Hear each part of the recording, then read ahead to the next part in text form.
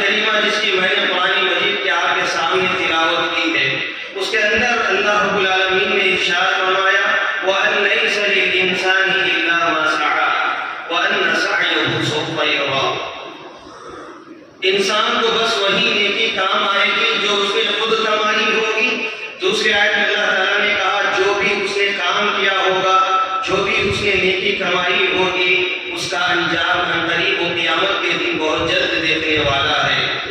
میرے محترم، اس آیت کے اندر اللہ رب العالمین ایک اصول اور ضابطہ بیان کر رہا ہے، اور اصول اور ضابطہ یہ ہے کہ اگر آخرت کی کامیابی کا دار و مدار انسان کی دنیاوی زندگی ہے، یعنی اگر آخرت میں کامیاب ہونا ہے تو اس کا دار و مدار یہاں کی زندگی پر ہے، ہمارا ایمان اچھا ہے، شرک کی ملاوٹ نہیں ہے، عمل صالح ہے، گناہوں سے پاک ہے، تو پھر ایسی صورت میں اس کے نتیجے میں ہمیں جنت ملے گی۔ اور اگر ایمان مضبوط نہیں، ایمان کے ساتھ اگر شرک آ جاتا ہے، توحید کے ساتھ شرک کی ملاوٹ ہو جاتی ہے، ہمارے اعمال میں گناہ بہت زیادہ ہیں، تو پھر ایسی صورت میں جہنم کا منہ دیکھنا پڑے گا کل قیامت کے دن۔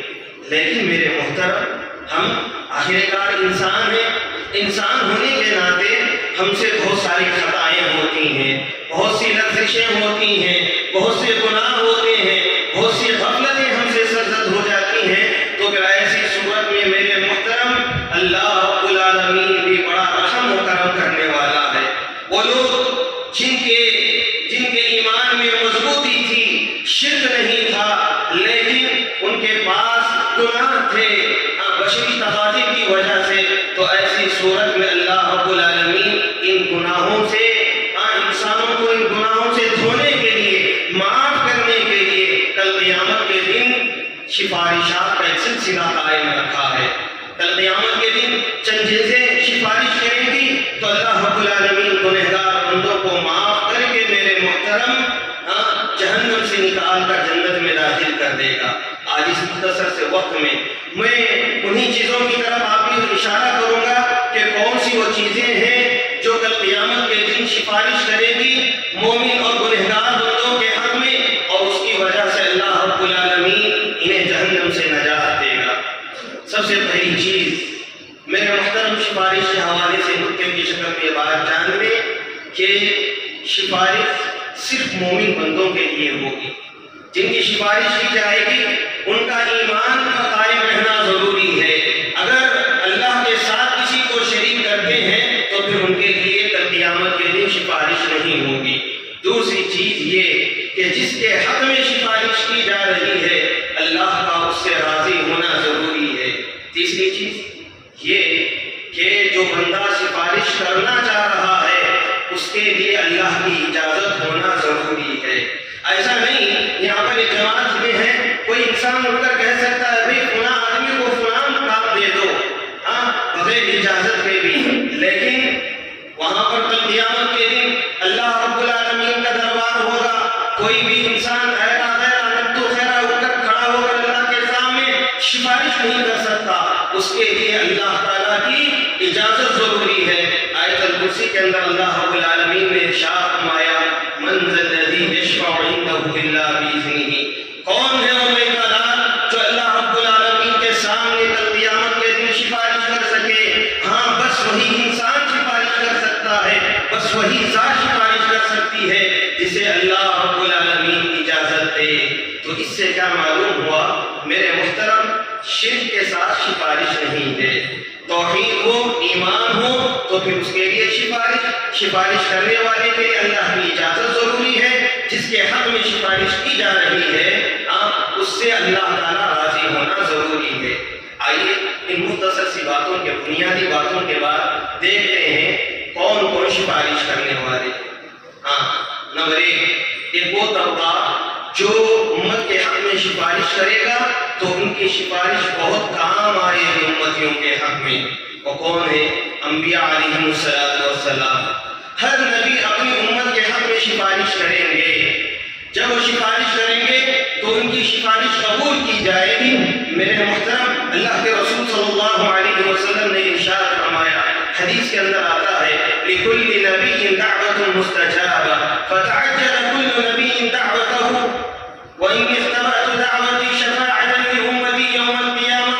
اللہ کے رسول نے کہا کہ ہر نبی کو اللہ رب العالمین نے دنیا میں دعا کا ایک ایسا چانس دیا تھا، ایک ایسا موقع دیا تھا کہ دعا کرنے سے پہلے اس دعا کی گارنٹی تھی کہ اے نبی دنیا میں ایک ایسا موقع آپ کو ہر نبی کو ہے کہ اگر آپ اس کو اختیار کریں گے تو پھر ایسی صورت میں وہ دعا کرنے سے پہلے آپ کی قبول ہو جائے گی، گارنٹی تھی میرے محترم۔ اللہ کے رسول کہتے ہیں فَتَعَجَّلَ كُلُّ نَبِيٍّ دَعْوَتَهُ، ہر نبی نے اپنے اس موقع کو دنیا میں استعمال کر لیا، جلد بازی کر لی۔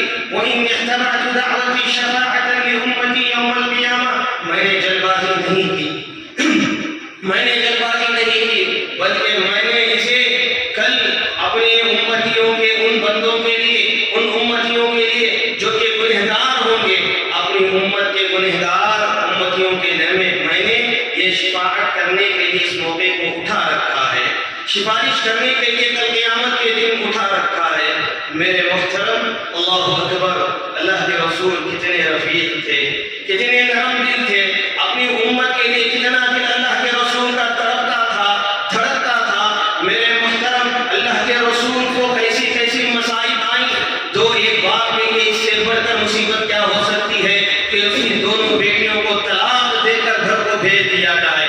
اللہ کے رسول کی دو بیٹیوں کو طلاق دے کر صرف اس لیے گھر کو بھیج دیا گیا تھا کہ آپ اسلام کا پرچار کرتے ہیں، ایک اللہ کی طرف بلاتے ہیں۔ ایک باپ کے دل میں کیا تڑپ ہو سکتی ہے، کیا درد ہو سکتا ہے۔ ایسی صورت میں بھی اللہ کے رسول صلی اللہ علیہ وسلم نے اس چانس کو استعمال نہیں کیا۔ ہاں، اللہ کے رسول پہ دندان مبارک جنگ میں شہید کر دیے گئے، ایسے موقع پر بھی اس دعا کو استعمال نہیں کیا۔ اللہ کے رسول صلی اللہ علیہ وسلم کی قتل کی سازشیں کی گئی، رات بھر اللہ کے رسول کے گھر کا گھیراؤ کیا گیا، لیکن میرے محترم ایسے اللہ تعالیٰ نے انہیں بچا لیا۔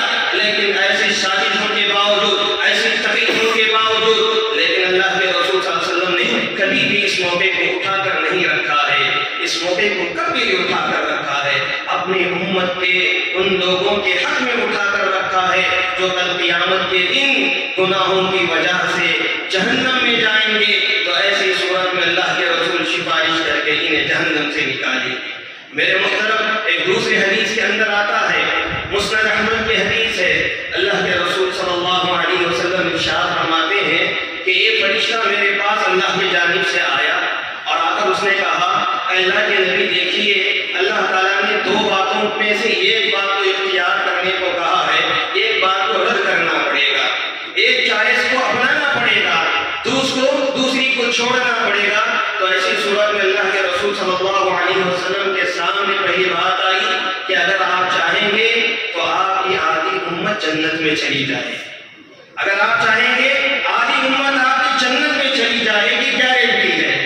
ورنہ دوسری بات یہ ہے، اگر وہ بات نہیں چاہتے ہیں تو پھر ایسی صورت میں آپ کو کل قیامت کے دن آپ کے امتیوں کے حق میں جو گنہگار ہوں گے ان کے حق میں سفارش کرنے کا موقع دیا جائے گا۔ تو اللہ کے رسول صلی اللہ علیہ وسلم نے ارشاد فرمایا کہ میں کل قیامت کے دن اپنے گنہگار امتیوں کے حق میں سفارش کرنے کا چائس اختیار کرتا ہوں۔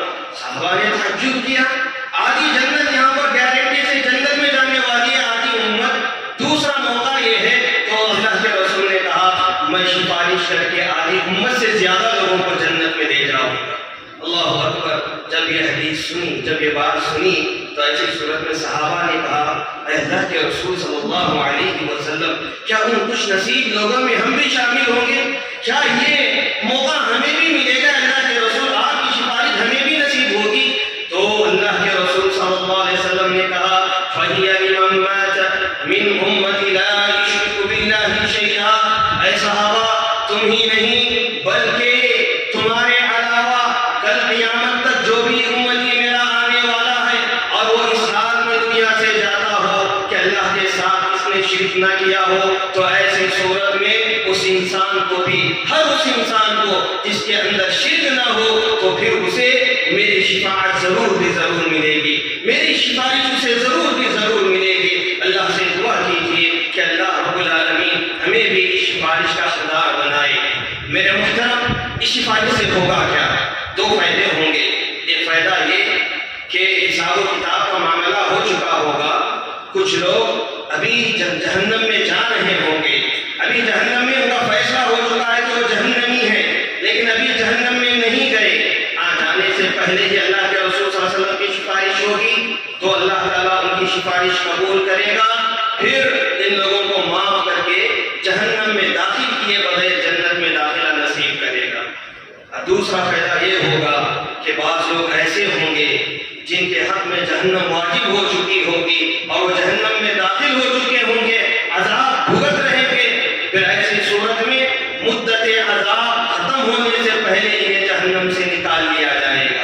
یعنی اگر سمجھ جائیے 10,000 سال، مثال کے طور پر 10,000 سال جہنم کا عذاب اس کے حق میں مقدر کر دیا گیا اس کے گناہوں کی پاداش میں، تو پھر ایسی صورت میں 1,000 یا 2,000 سال ہی ہوئے ہوں گے، لیکن اللہ کے رسول سفارش کر چکے ہیں، تو پھر ایسی صورت میں ان کی سفارش کی وجہ سے باقی جو عذاب کا پریڈ ہے اسے معاف کر کے انہیں جہنم سے نکال کر جنت میں داخل کر دیا جائے گا۔ میرے محترم، اس کے ذریعے سے بھی بہت سارے امتی بخشے جائیں گے اور جہنم سے نکال کر جنت میں داخل کیے جائیں گے۔ اور اسی طرح سے جو سفارش کرنے والے ہیں وہ بے گناہ مخلوق، اللہ کی قریب ترین مخلوق فرشتے ہیں۔ ملائکہ بھی کل قیامت کے دن سفارش کریں گے، سفارش کرتے ہوئے وہ کہیں گے وَقِهِمُ السَّيِّئَاتِ وَمَنْ تَقِ السَّيِّئَاتِ يَوْمَئِذٍ فَقَدْ رَحِمْتَ۔ اے پروردگارا، تو اپنے ان مومن بندوں کو برے انجام سے بچا لے، یقیناً آج قیامت کی جسے تو نے برے انجام سے بچا لیا، تحقیق کہ اس پر تیرا رحم ہوا۔ فرشتے سفارش کرتے ہوئے کہیں گے ربنا وادخلهم جنات عدن التي وعدتهم ومن صلح من آبائهم وأزواجهم وذرياتهم۔ پروردگارا، ان مومن بندوں کو تو ان ہمیشہ کی جنتوں میں داخل فرما جس کا تو نے ان سے وعدہ کر رکھا ہے۔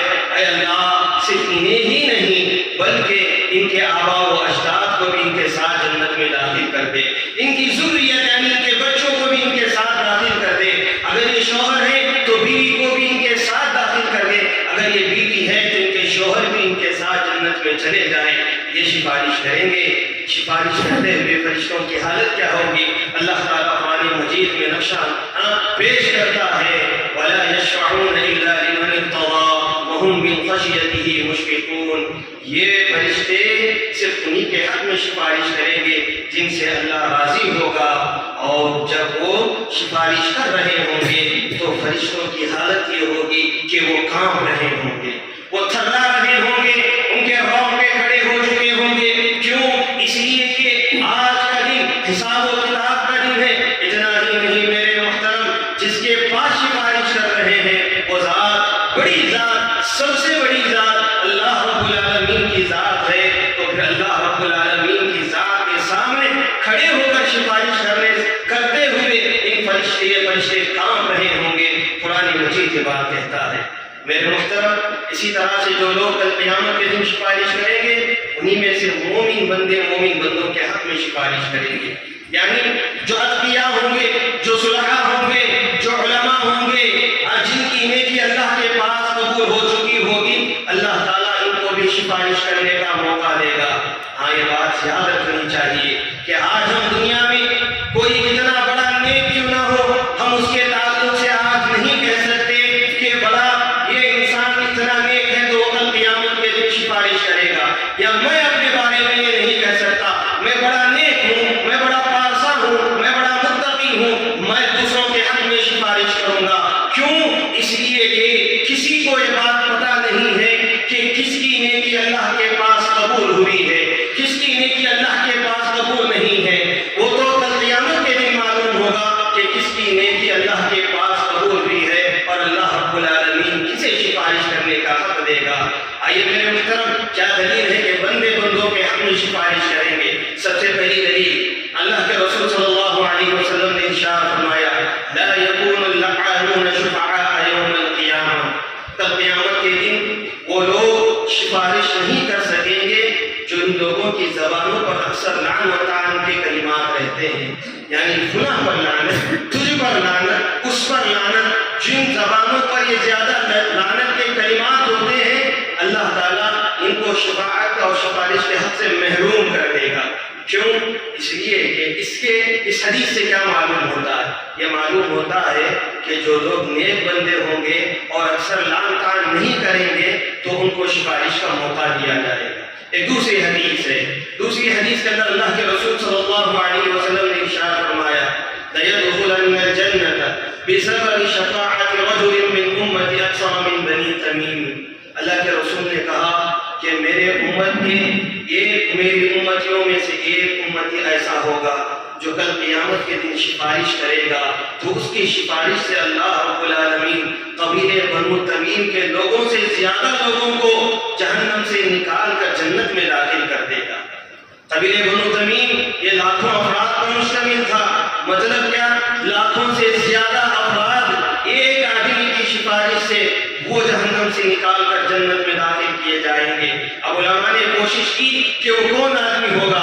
بعضوں نے کہا حضرت ابو بکر رضی اللہ عنہ ہوں گے، بعضوں نے کہا حضرت عثمان غنی وہ ہوں گے، لیکن بعضوں نے کہا ویسے قرنی رحمہ اللہ ہوں گے۔ لیکن میرے محترم احادیث کے اندر نام کا تذکرہ نہیں ہے تو ہم نام کے پیچھے نہیں جائیں گے، لیکن نبی علیہ السلام نے کہا ہے کہ امتی سفارش کرے گا تو پھر ہمیں یقین ہونا چاہیے نبی کی بات پر کہ امتی سفارش کرے گا تو اللہ تعالیٰ ان کی سفارش قبول کرے گا اور بہت زیادہ لوگوں کو، لاکھوں افراد کو جہنم سے نکال کر جنت میں داخل کرے گا۔ میرے محترم ایک حدیث آتی ہے حضرت ابو سعید خدری رضی اللہ عنہ کی ہے، اللہ اکبر۔ اس حدیث کے اندر آتا ہے کہ لوگ حساب و کتاب کے بعد پلصراط پر چلیں گے۔ پلصراط باریک، بال سے زیادہ باریک، تلوار سے زیادہ تیز ایسا پل بنایا جائے گا، جہنم کے اوپر یہ ہوگا، اس پر سے چلنا پڑے گا ہر انسان کو۔ جس کا جتنا ایمان مضبوط ہوگا اتنی ہی تیز رفتار کے ساتھ وہ پار کر کے جنت چلا جائے گا، لیکن جو گنہگار ہوں گے وہ کھٹ کھٹ کر جہنم میں گریں گے۔ اب جو لوگ جنت میں جا چکے ہیں وہ لوگ دیکھیں گے کہ ہمارے بہت سارے ساتھی ایسے ہیں جو ہمارے ساتھ ہی رہا کرتے تھے، آج ہم جنت میں آئے ہوئے، بہت سارے ہمارے دوست جہنم میں عذاب بھگت رہے ہیں۔ ایسی صورت میں وہ دیکھ کر ان کا دل تلملا اٹھے گا کہ ہم نعمتوں میں پل رہے ہیں اور وہ عذاب بھگت رہے ہیں، تو ایسی صورت میں اللہ کے پاس یہ مومن بندے جنتی سفارش کریں گے، کہیں گے ربنا اخواننا كانوا يصلون معنا كانوا يصومون معنا كانوا يعملون معنا۔ اے پروردگار یہ دنیا میں ہمارے بھائی تھے، اے پروردگار، اے اللہ کی ذات، یہ جو بھائی جہنم میں عذاب بھگت رہے ہیں یہ دنیا میں ہمارے بھائی تھے، كانوا يصومون معنا، یہ دنیا میں ہمارے ساتھ مل کر روزے رکھا کرتے تھے، كانوا يصلون معنا، اے اللہ یہ ہم سب کے ساتھ مل کر نمازیں پڑھا کرتے تھے، كانوا يعملون معنا، اے پروردگار یہ ہمارے ساتھ مل کر ہر اچھے کام میں ہم شریک ہو کر کیا کرتے تھے۔ پروردگار جب دنیا میں نیکیاں ہم مل کر کیا کرتے تھے تو ایسی صورت میں ہم یہاں جنت میں ہیں اور وہ جہنم میں عذاب بھگت رہے ہیں، اے اللہ تو انہیں معاف کر دے، انہیں جہنم سے نکال کر جنت کا داخلہ نصیب کر دے۔ ان جنتیوں کی سفارش اللہ تعالیٰ قبول کرے گا، کر کے کہے گا جاؤ دیکھو جہنم میں جن کے دل میں بھی ایک دینار کے برابر یعنی سونے کے سکے کے برابر جس کے دل میں بھی ایمان ہو اسے جہنم سے نکال لاؤ، تو میرے محترم بہت سارے جائیں گے، لوگوں کو پہچانیں گے۔ حدیث میں آتا ہے اعضائے وضو جن پر وضو کیا جاتا ہے ان اعضاء کو جہنم کی آگ چھوتی نہیں ہے، یہ پہچانیں گے، بہت سارے لوگوں کو نکال لائیں گے۔ پھر دیکھیں گے بہت سارے لوگ ایسے ہیں جو ابھی بھی جہنم میں ہیں تو کہیں گے ربنا كانوا اخواننا كانوا يصلون معنا كانوا يصومون معنا كانوا يعملون معنا۔ پروردگار یہ ہمارے بھائی ہیں جو کل تک دنیا میں ہمارے ساتھ روزے رکھتے تھے، نماز پڑھتے تھے، ہم سب مل کر اچھے نیک اعمال کرتے تھے، آج وہ جہنم میں ہے، پروردگار انہیں جہنم سے نکال دے اور جنت کا داخلہ نصیب کر دے۔ تو اللہ تعالیٰ ان کی پھر سفارش کو قبول کرے گا، کہے گا جاؤ دیکھو جہنم میں جن جن کے دل میں بھی آدھے دینار آدھے سکے کے برابر ایمان ہی نہیں نکال لے آؤ. بہت سارے لوگوں کو جا کر نکال لے آئے.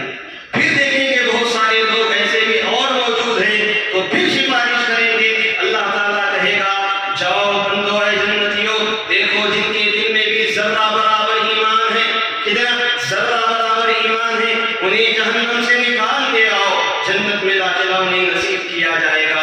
تو ایسی صورت میں میرے محترم بہت سارے لوگوں کو جہنم سے نکال کر جنت میں داخلہ نصیب ہوگا. اس سے کیا معلوم ہوا؟ اسے معلوم ہوا کہ مومن بندے مومن بندوں کے حق میں سفارش کریں گے. ایک دوسری بات پہلا یہ بھی معلوم ہوتا ہے میرے محترم کہ دوستیاں ہماری کس سے ہونی چاہیے. دوستیاں ہماری دینداری کی بنیاد پر ہونی چاہیے. ہم دوست اس لیے ہیں کہ ایک ساتھ ہم نماز پڑھتے ہیں، ہم دوست اس لیے ہیں کہ یہ بھی روزہ رکھتا ہے رمضان میں، ہم بھی نفلی عبادتیں کرتے ہیں، ہم بھی روزے رکھتے ہیں. بھلائی کا کوئی کام آتا ہے، ایک گاؤں میں پروگرام ہو یا ایک یتیم کی کفالت کا مسئلہ ہو، کوئی بھی نیک کام آتا ہے تو ہم مل کر شریک ہوتے ہیں اور سب مل جل کر عمل کرتے ہیں. میرے محترم ایسی دوستیاں ہوں گی تو یہاں پر بھی قائم رہیں گی اور کل قیامت تک وہ جاری و ساری رہیں گی.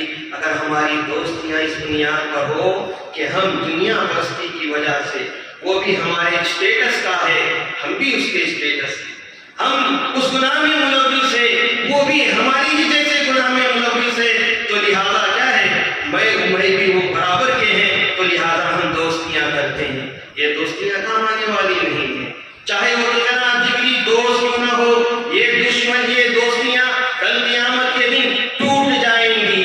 جتنی گہری دوستی ہوگی اتنی گہری دشمنی میں بدل جائے گی. اللہ رب العالمین ارشاد فرماتا ہے الاخلاء یومئذ بعضهم لبعض عدو الا المتقین، کہ کل قیامت کے دن جگری دوست کا جانی دشمن ہو.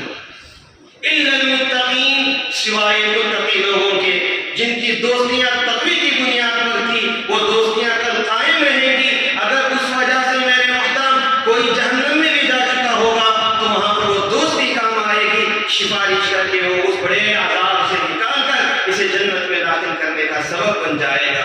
لہذا ہمیں چاہیے کہ ہم اپنے بچوں پر کڑی نظر رکھیں کہ ان کے ساتھ کن کے ساتھ دوستیاں کر رہے ہیں.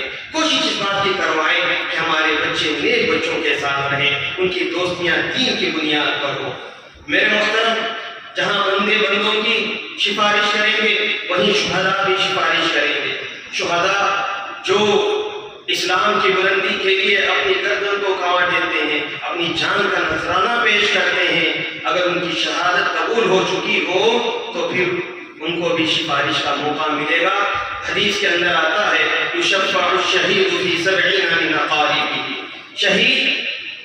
شہید اپنے رشتہ داروں میں سے 70 افراد کے حق میں سفارش کرے گا، اور ایسے رشتہ دار کلہم وجبت لہم النار. دوسری حدیث میں آتا ہے کہ ہر رشتہ دار کے حق میں جہنم واجب ہو چکی ہوگی، وہ جہنمی ہوگا، جہنم میں جانے والا ہوگا. لیکن اللہ تعالیٰ شہید کو سفارش کرنے کا موقع دے گا، وہ سفارش کرے گا تو اپنے رشتہ داروں میں سے 70 افراد کے حق میں سفارش کرے گا اور انہیں معاف کرا کر جہنم سے نکال کر جنت میں لے جائے گا. اور اسی طرح سے میرے محترم کل قیامت کے دن جو سفارش کریں گے انہی میں سے ایک ننھے اور معصوم بچے، جو معصوم بچے تھے، تو گود کے بچے تھے، ابھی بالغ نہیں ہوئے تھے، ابھی میچور نہیں ہوئے تھے، چھوٹے بچے تھے، ابھی بچپن ہی میں ان کا انتقال ہو گیا. تو ایسی صورت میں یہ بچے بھی کل قیامت کے دن سفارش کریں گے. میرے محترم یہ کیوں؟ اس لیے کہ یہ جو ننھے اور معصوم بچے ہوتے ہیں ماں باپ کے دل کے بہت قریب ہوتے ہیں. ایک مزدور بازار میں کام کر رہا ہے، محنت و مزدوری کر رہا ہے، پسینہ بہا رہا ہے، اس کے دل میں ایک امنگ ہوتی ہے کہ جلد سے جلد میں یہاں سے فارغ ہو جاؤں اور اپنے گھر پہنچوں. کیوں؟ اس لیے کہ میرا ننھا اور معصوم بچہ میرا انتظار کر رہا ہے. جب میں گھر پہنچوں گا، اس کی صورت دیکھوں گا تو پھر میری ساری دن کی محنت اور مزدوری جو میں نے کی تھی، محنت کی تھی، وہ ساری وہ بھول جاتا ہے، لہ رہا ہوتا ہے.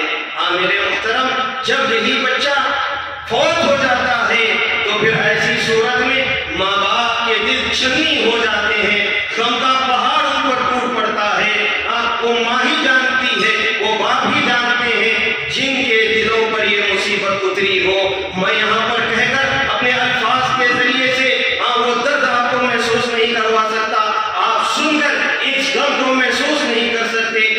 وہی ماں باپ، وہی ماں جو 9 مہینے تک اسے اپنے پیٹ میں اٹھائی ہو، جو اپنی راتوں کی نیند قربان کر کے اس کو پرورش کر رہی ہو، وہی جان سکتی ہے ایک ننھا اور معصوم سا بچہ جب اس کی وفات ہو جاتی ہے تو اس کو کیا غم حاصل ہوتا ہے، کیا دکھ اور درد اسے محسوس ہوتا ہے۔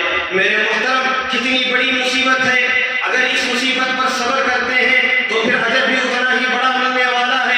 حدیث میں آتا ہے جب فرشتے اللہ کے حکم سے اس معصوم بچے کی جان لے لیتے ہیں اور اللہ کے پاس جاتے ہیں تو اللہ کو معلوم ہوتا ہے، اللہ پوچھتا ہے اے فرشتوں تم کہاں گئے تھے؟ فرشتے کہتے ہیں اللہ ہم اس معصوم تیرے حکم سے اس معصوم کی جان لینے گئے تھے، اس کی روح قبض کرنے گئے تھے۔ تو ایسی صورت میں اللہ کہتا ہے اچھا بتاؤ تو صحیح، اللہ کو معلوم ہے پھر بھی اللہ تعالیٰ پوچھتا ہے بتاؤ تو صحیح، جب تم اس کی روح قبض کر رہے تھے تو اس کی والدین کا ریاکشن کیا تھا، والدین کی کیفیت کیا تھی، اس وقت ان کی حالت کیا تھی؟ فرشتے کہتے ہیں حمیدک واسترجع، اے پروردگار جب ہم اس کی روح قبض کر کے آ رہے تھے تو اس وقت اس کے والدین نے الحمدللہ کہا، تیری تعریف بیان کی، واسترجع اور انا للہ و انا الیہ راجعون پڑھا۔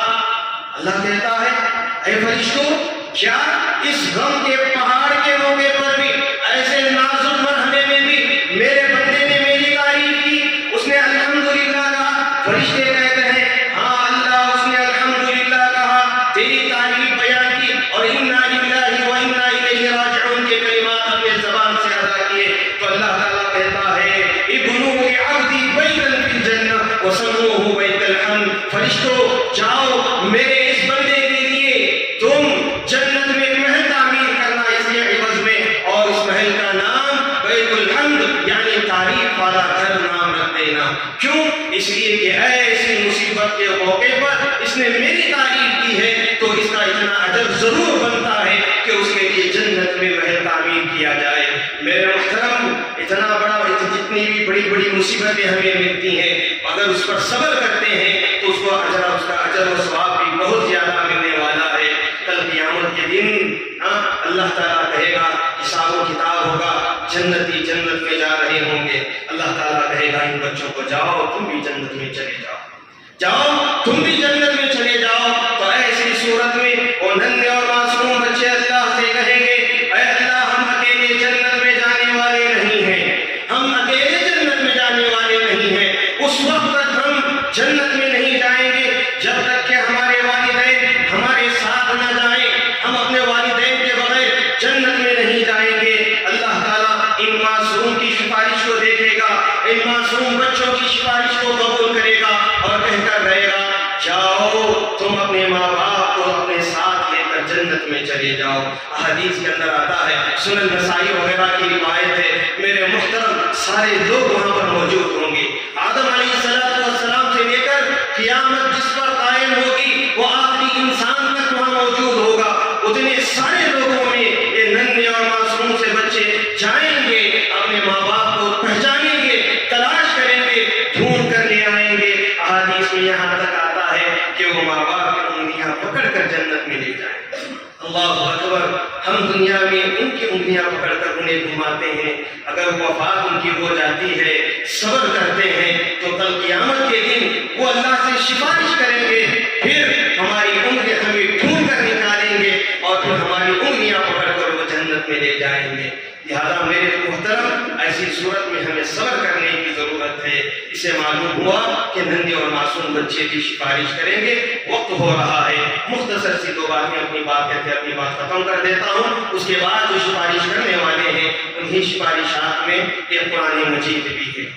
قرآن مجید یہ بھی کل قیامت کے دن اپنے پڑھنے والے کے حق میں سفارش کرے گا۔ اللہ کے رسول صلی اللہ علیہ وسلم نے ارشاد فرمایا اقرأوا القرآن فإنه يأتي يوم القيامة شفيعا لأصحابه، تم قرآن مجید کی تلاوت کرو اس لیے کہ وہ اپنے پڑھنے والوں کے حق میں سفارش کرنے والا بن کر آئے گا۔ اللہ تعالیٰ نے، اللہ کے رسول نے کہا سورہ آل عمران اور سورہ بقرہ کی روزانہ تلاوت کرو، یہ دونوں سورتیں کل قیامت کے دن پرندوں کی جھنڈ یا پھر بادلوں کی شکل میں آئیں گی اور اللہ سے جھگڑا کریں گی اور سفارش کریں گی تو اللہ تعالیٰ ان کی سفارش قبول کرے گا۔ ایک حدیث کے اندر آتا ہے خاص اس سورت کے تعلق سے اللہ کے رسول نے فرمایا سورۃ فی القرآن شفاعت برجل حتی غفر لہ.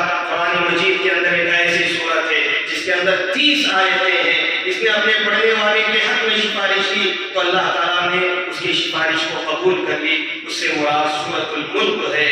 اللہ کے رسول صلی اللہ علیہ وسلم ہر دن سونے سے پہلے سورۃ الملک کو پڑھ کر سویا کرتے تھے. یہ عذاب قبر سے بچانے والی صورت ہے میرے محترم. کل قیامت کے دن سفارش بھی کرے گی. قرآن کے حدیث کے اندر آتا ہے یہ قرآن آ کر کہے گا ربی منعته النوم باللیل فشفعنی فی. پروردگارا میں نے اسے راتوں کی نیند کو قربان کرتے ہوئے دیکھا ہے. اس نے راتوں کی نیند کو قربان کر کے مجھے پڑھا کرتا تھا. لہذا پروردگارا تو اس کے حق میں میری سفارش کو قبول کر لے. تو اللہ تعالیٰ اپنے کلام کی سفارش قبول نہیں کرے گا, یقیناً ضرور بھی ضرور اس کی سفارش قبول کرے گا. اسی طرح سے میرے محترم روزہ اسی حدیث کے اندر ہے کہ روزہ رکھنے والے کے حق میں سفارش کرے گا. وہ کہے گا ربی منعته الطعام والشهوات بالنهار فشفعنی فی. پروردگارا میں نے دن کے وقت سے کھانے پینے اور جائز شہوتوں سے روک رکھا تھا. لہذا پروردگارا اس کے حق میں میری سفارش کو قبول کر لے. تو اللہ تعالیٰ اس کی بھی سفارش کو قبول کرے گا. میرے محترم جب ساری سفارشیں ہو جائیں گی, تو اللہ تعالیٰ کہے گا شفعت الملائکہ وشفع النبیون وشفع المؤمنون ولم يبق الا ارحم الراحمین.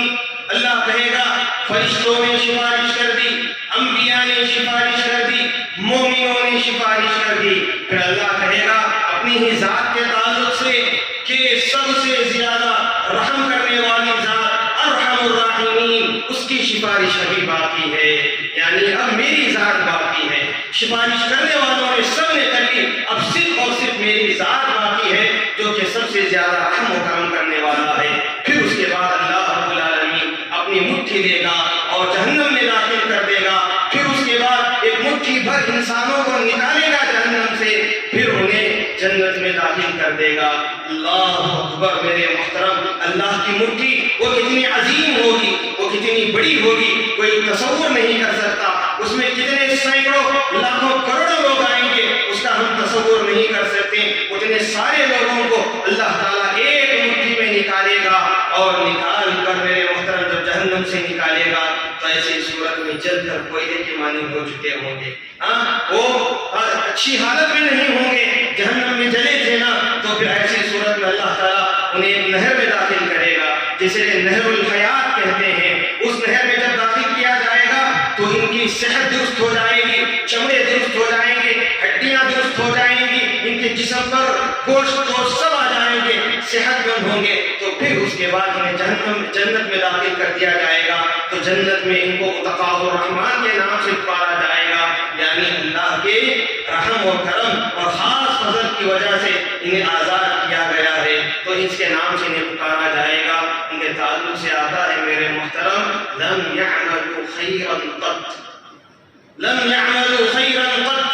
حدیث میں آتا ہے کہ کبھی بھی زندگی میں ایک نیکی بھی ان کے پاس نہیں ہوگی, ایک نیکی بھی انہوں نے نہیں کمائی ہوگی.